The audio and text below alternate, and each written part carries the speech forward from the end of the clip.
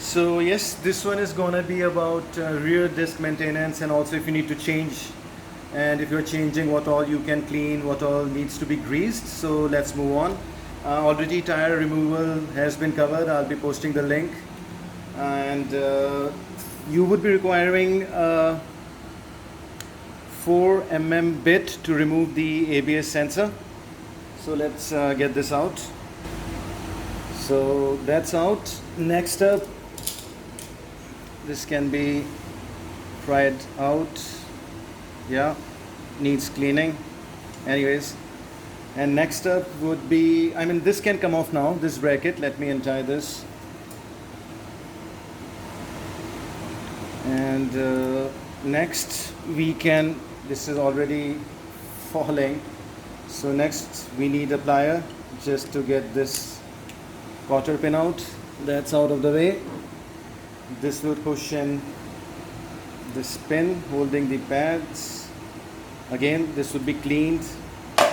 There first one, and there's the other. Now this is what we have. As you see, slight rust. So no problem, this can be cleaned. This will be going back. Next up, we will remove this bracket that holds the caliper, and that will come off once you apply slight pressure. And there you have it. So that's out, and these are the things that need cleaning. So this rubber, this pin that you see here, this can be greased, this will be greased, and same there is the other pin on the caliper itself. You see this? Yeah, this needs to come out as well, very carefully. And there you have it. Again, this is copper, so again this needs to be cleaned. This rubber, that can come out. So yeah, carefully pry this out as well. A lot of greases can be seen in there, but this can be cleaned and fresh one will be put.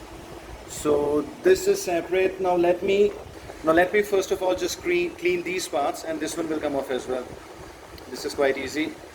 So let me clean all of these with water, brush and soap. All of these things can be cleaned. Then we'll move to cleaning this. So next up, cleaning the caliper itself. I've just placed some rags so that nothing is flying off and getting there. So this is the area that would be cleaning. Now at this point, as I said, we can just simply use brake cleaner, and it does yield good result, but I just prefer to use soap and water. So there you have it, the soap, some toothbrush, some water. A container has been placed underneath so that nothing is falling on the ground. You get the point. Now here's the toothbrush, and now I'll just go.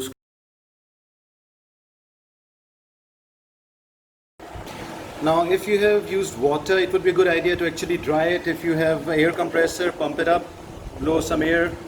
If you don't, I just use this vacuum cleaner in reverse. It has pretty decent pressure. Now let's start on assembly. Now at the start of the video, to be honest, it seemed like the brakes had enough material left, but these are out, and I don't see a point in putting these back. As you can see, might have to be replaced after another maybe 2,000-3,000 kilometers. So what's the point? Now I do not have the Enfield ones, but this is the part number for Bajaj pads, DK151085 212. So that's the thing. And if you look, these are exact same model. The ones that is inscribed on this, they are exact match here as well as here. Exact part number, everything, and made by Bybre, as you can see. So yeah, as well put the new pads in. So this is going to be a rear pad replacement, as it turns out, video as well. So let's move on. So if you're just not replacing the pads, just cleaning it for maintenance purpose, you can just leave it as it is. But since we will be replacing, we need to push this in. Now hand pressure can work. As you see, some pressure is getting it pushed in, but to ease things up, if it is not going easily in, all you need to do is just open the cap here. That's it. And now if you push it, it is gonna go in very easily. As you see, all the way in. Earlier it was like both hands, but now with just fingers evenly, and this is all the way in. And if you open this, you need to push it back in. So yeah, push all the way back in. Level looks good. So yeah, before putting it in, have cleaned it, dried it, and folded it thus. And now back, and the cap is back on. No topping up is required, so that's good. That's tight enough. Now let's move on and get the new pads in. So this is where we are at. Everything, as you can see, has been cleaned, and now we are ready for assembly. That's the bracket, everything again cleaned, and no need to make it all shiny, but you get the point. But let's start putting things back together. So this was the part that came out of here. It's easy, you just need to pry it out from one side, and going back is gonna be, putting it back is gonna be very simple. Just place it thus and press. So this is in. Next up would be, this is the trickiest part. Now this rubber that you see, this is the easy one, because this will simply go in there. This area which has this wedge kind of, simply just put it in. Of course we need to put some grease in there, but that will be done at a later point. So this is almost done. Next would be getting this rubber mount that came out from the caliper. So putting this back is going to be slightly tricky. You just have to twist it thus, and easily moving it clockwise, anti-clockwise, it will slide in. Don't try to be too forceful. You don't want to tear this off. So putting it back in, rotating it, and as you see, it is already going in, and it is in. I know, a bit crude way to do it, but gets the job done every time. And there we have it. So this is done as well. Now as you remember, this one came out from here. No greasing thus far, any of these parts is needed. So this is back in. Now we need to put the discs in. That will be done at a later point. Now we need to grease these, and this one as well, and then put it, slide it inside. So let's get it done. Nothing too excessive, and you can use normal grease as well. If this is not greased and if there is too much of rust, you might have to look forward to changing these pins, sliding pins, but if you maintain them well, say at about every 10-15,000 kilometers, to grease them up well, it's not going to be a problem. They're going to last for a very long time. Now I'll get a screwdriver, thin screwdriver, and put some inside there as well. Again, nothing excessive, and slight more maybe. Don't fill it up. The idea is not to fill it up, just some of it, and yeah, that should do it. Now also some will go the caliper bracket.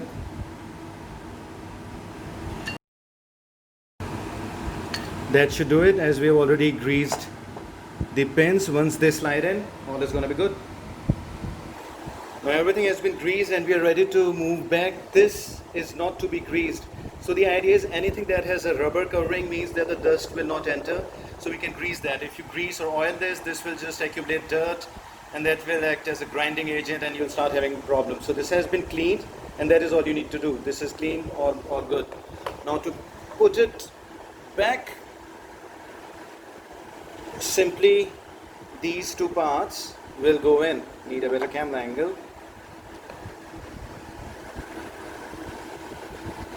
These two parts will just slide in. So this pin here will go there and this pin in here will go into the other bracket in the,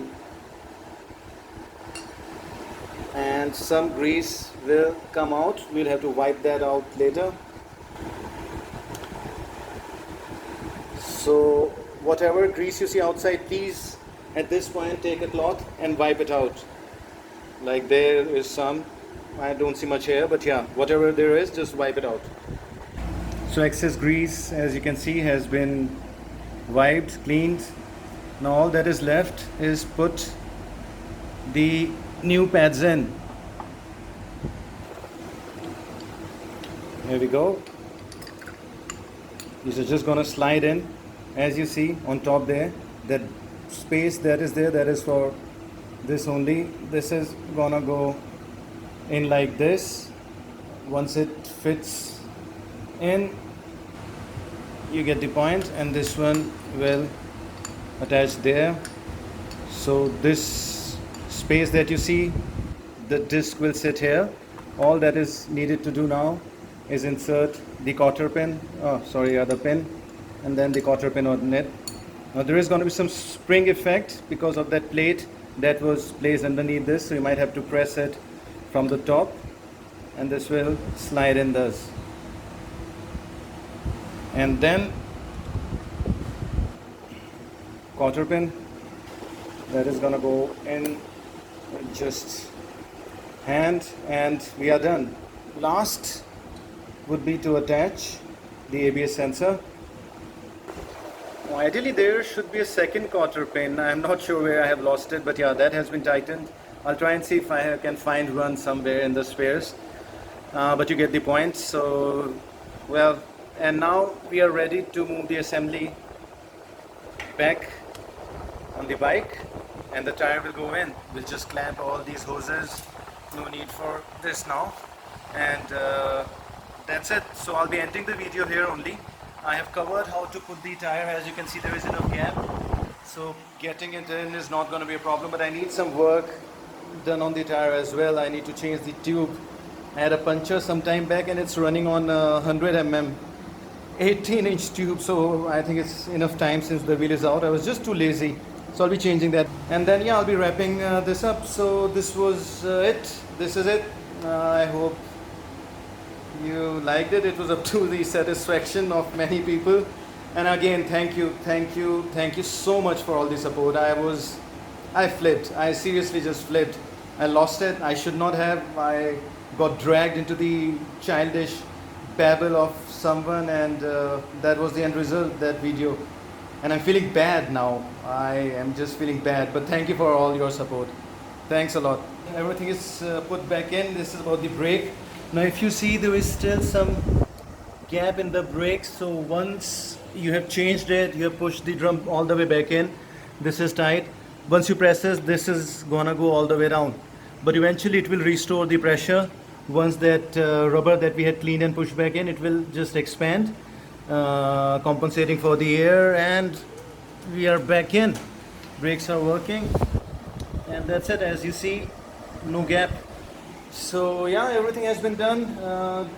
Now just adjusted chain a bit, and now I'll be just taking it out for a ride and then coming back and lubing the chain as well. Looks okay. Okay, that was it. Thanks. Bye.